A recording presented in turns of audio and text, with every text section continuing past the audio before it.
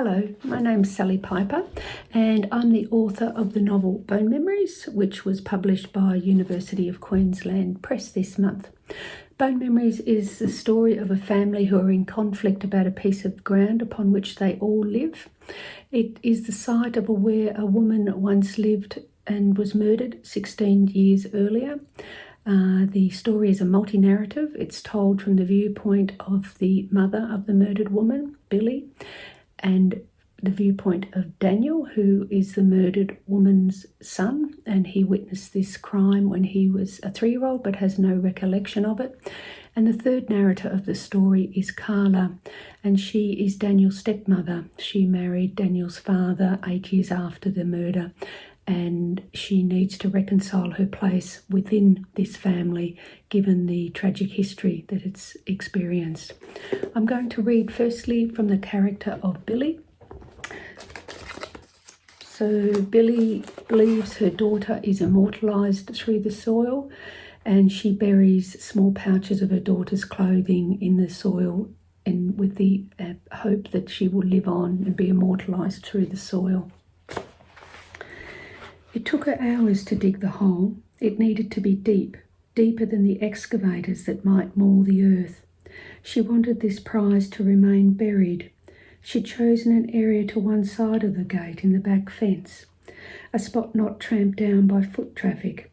Even though the earth was dry and unyielding to begin with, she persevered, used the heel of her shoe to rock the cutting edge of the shovel backwards and forwards, made an impact inch by inch.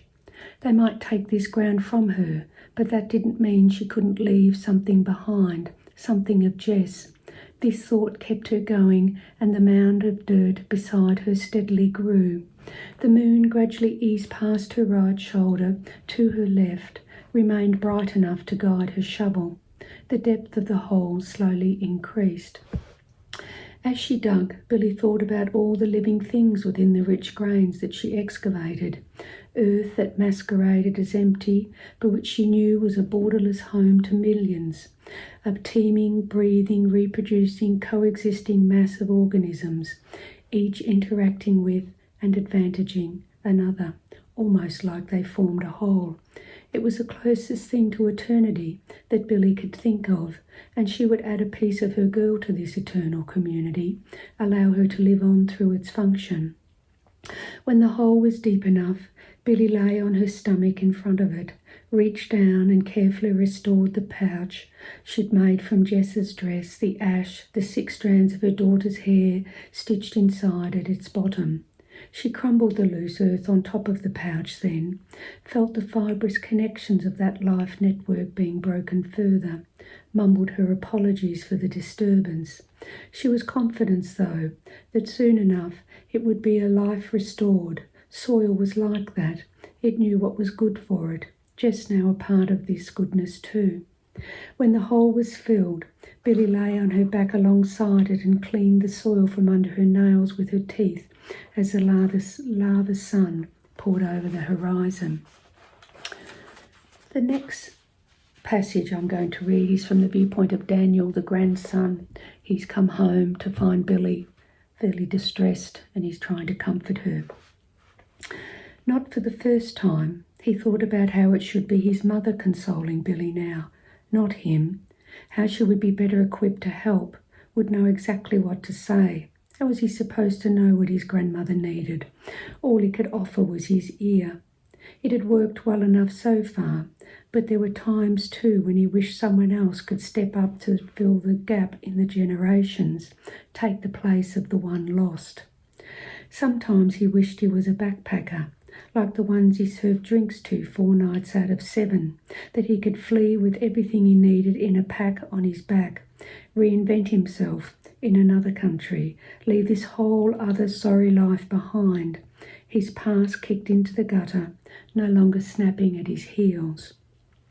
For a moment he resented the bony shoulders under his arm, the annoying tickle of her hair, this misplaced empathy for plants while all around them any number of crises could be playing out. But guilt crashed through and he pressed her more firmly against him.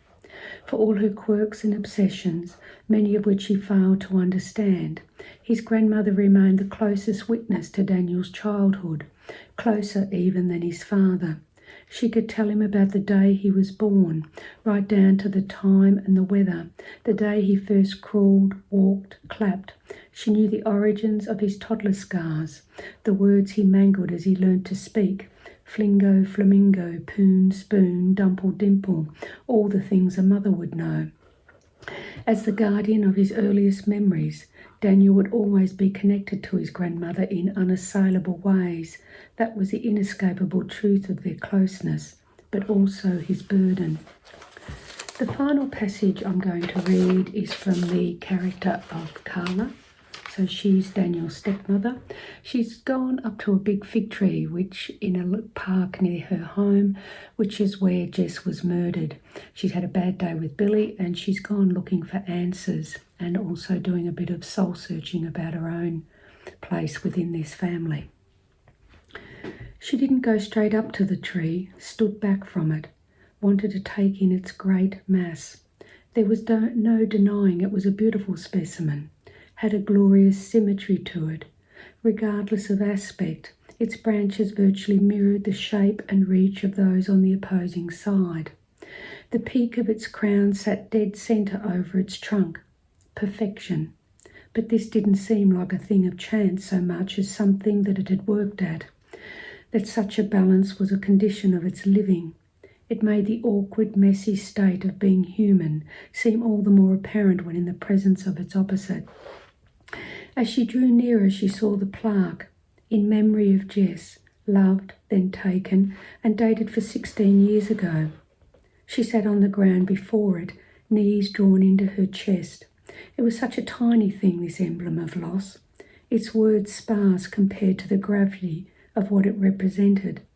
Part of her wanted to prise the piece of metal off the tree, but she knew it would be like shitting on a grave, fucking in a church. This memorial, like all memorials, regardless of how she felt about it, was untouchable, sacrosanct. Who'd look after this rectangular slip of metal once Billie was gone? She expected it would be Daniel. A task handed down like an heirloom, a burden, never allowed to decide the terms of how he memorialised his loss. Ah, Jess. She breathed deeply, looked up at the plaque. What would you make of it all, eh? Complete strangers learning something of a short life through a Google search. In this, the plaque gave Jess a kind of notorious immortality, something Carla wouldn't want for herself, although for a moment she thought she understood the comfort a person might find in thinking this place was like holding on to someone they loved. Except she'd never felt love for Jess. She'd felt pity for her, sadness too, anger sometimes at the unfairness of what had happened, the injustice of it, the consequences on others.